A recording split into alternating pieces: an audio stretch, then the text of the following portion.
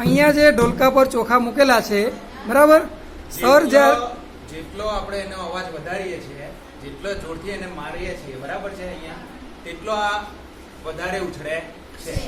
આ જે ચોખાના દાણા મૂક્યા છે તેના ઉછળવાનું કારણ શું છે?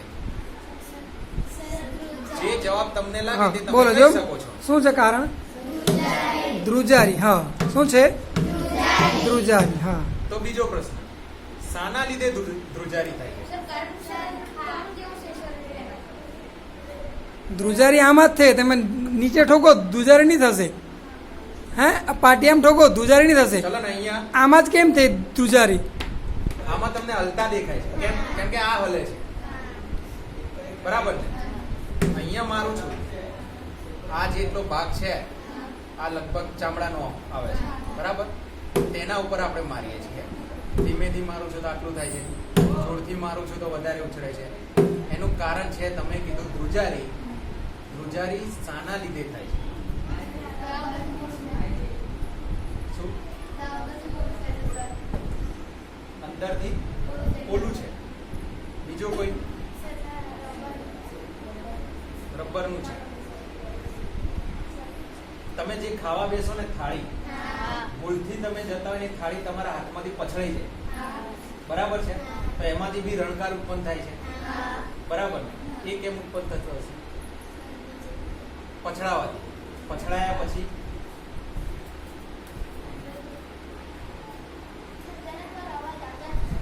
શું આવે કરે છે?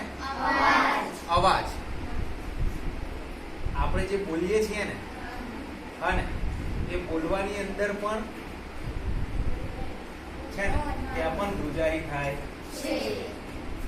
બેલની વાત કરીએ, આખા બેલને જ્યારે તમે બેલનો અંદરનો ભાગ જે તમે બેલની સપાટી સાથે અંદરથી તમે પછાડો છો બરાબર, એના પછી તમે જોશો કે અવાજ તો આવે છે પણ બેલમાં પણ ધ્રુજારી થાય છે. સમજ્યા? અને આને કીધું કે આ પોલું છે બરાબર. પોલું તો છે પણ જેટલું જોરથી મારું છું એટલા જોરથી ઉછળે છે. મારવાનું પાછું સપાટીના છેડા પર છે, વચ્ચોવચ નથી. ક્યાં છે? છેડા પર છે. હવે આ ફેલાઈ ગયા છે પાછા, એટલે જો એટલા નથી ઉછળતા. જે વચ્ચેના છે ને તે જ વધારે જોરથી ઉછળે છે. છેડા ઉપરના જુઓ, અહીંયા છેડા ઉપરના ધ્યાન આપો. હવે આ છેડા ઉપર પહોંચી ગયા. કે છેડા એને તમે જુઓ તો આ વચ્ચેના જ ઉછળે છે. છેડા ઉપરના થોડા નીચે આવી જાય છે, વધારે આપણે દબાણ આપીએ ને તો, પણ વચ્ચેના જ જો ઉછળે છે. તો આ છેડા ઉપરનાને કેમ અસર થતી નથી?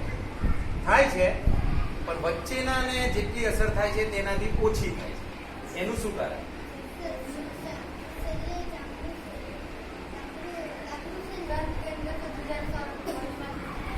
તે આના બનાવટ ઉપર આધાર રાખે છે. તમે જે વસ્તુમાંથી અવાજ સાંભળશો, જેમાંથી તમે રણકાર સાંભળશો, સાથે સાથે એની બનાવટ પર પણ આધાર રાખે છે.